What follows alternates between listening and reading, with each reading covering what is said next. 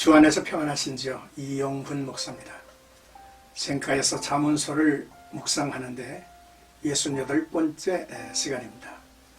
21장 13절에서 18절까지 정의를 행하는 즐거움이라는 주제입니다.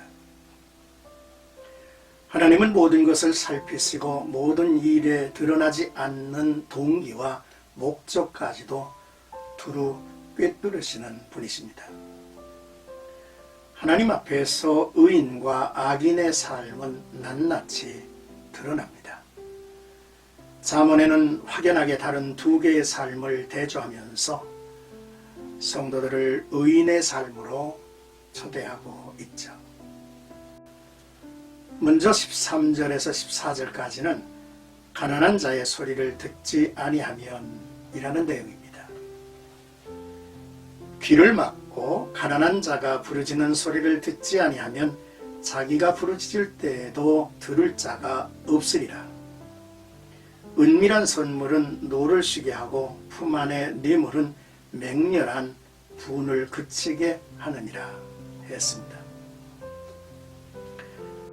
가난하게 사는 이들이 긴급히 살려달라고 도움을 구할 때에 몰라라 하면 자기가 어려울 때에 구원을 해달라 제 아무리 부르짖어도 도와줄 자가 없을 것이라고 하셨습니다.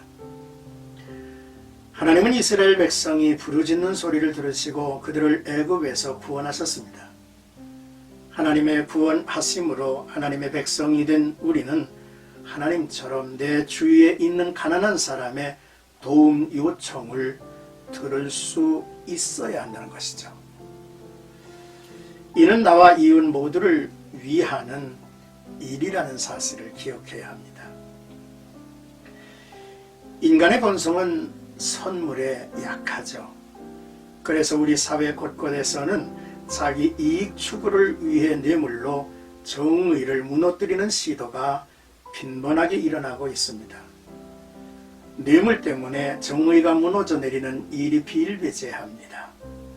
뇌물에 약한 인간의 본성과 그 본성이 만든 죄의 구조 안에서 거룩함을 유지해야 합니다.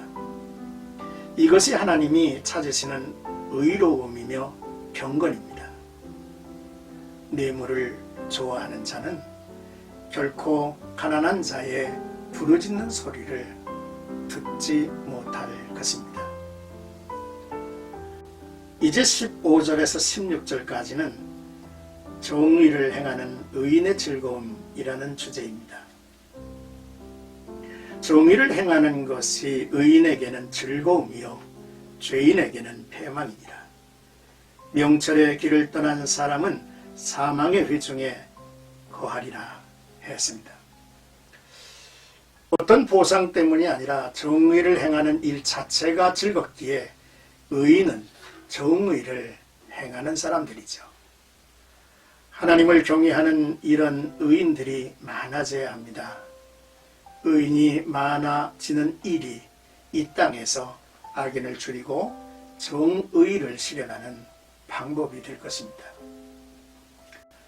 명철의 길은 하나님을 경외하며 하나님의 뜻을 따르는 길이죠. 이 길의 끝에는 생명이 있습니다.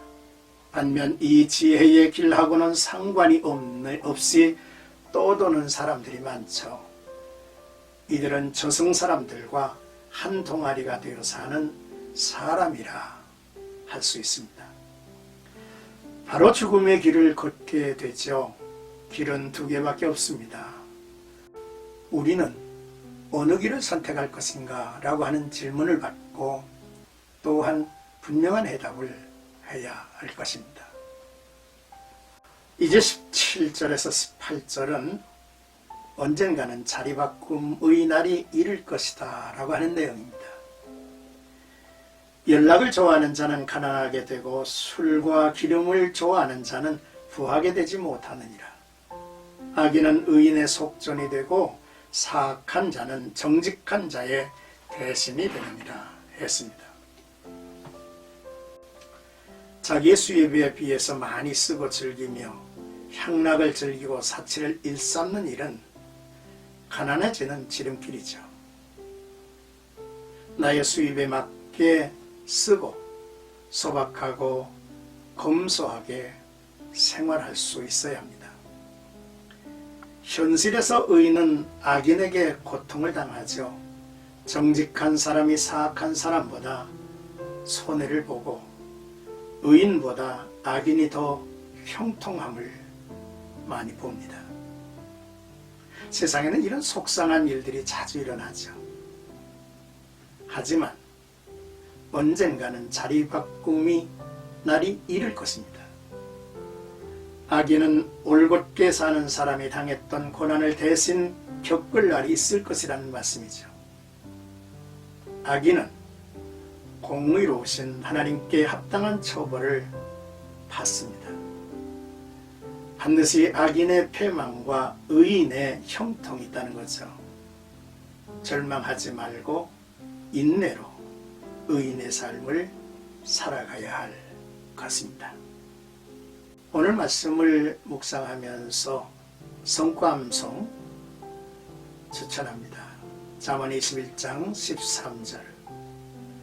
귀를 막고 가난한 자가 부르짖는 소리를 듣지 아니하면 자기가 부르짖을 때에도 들을 자가 없으리라 라는 말씀입니다. 사랑하는 색가 가족 여러분, 오늘은 본 단락에서 세 가지 가난한 자의 소리를 듣는 자가 되자라고 하는 내용이었습니다. 둘째로 정의를 행하는 의인의 즐거움이 있다고 하는 사실을 나눴습니다. 셋째로 하나님의 공의는 언젠가 자리바꿈의 때를 이룰 것이라고 하는 말씀을 살펴봤습니다. 태풍이 몰려와서 대한민국의 전역이 비상사태입니다.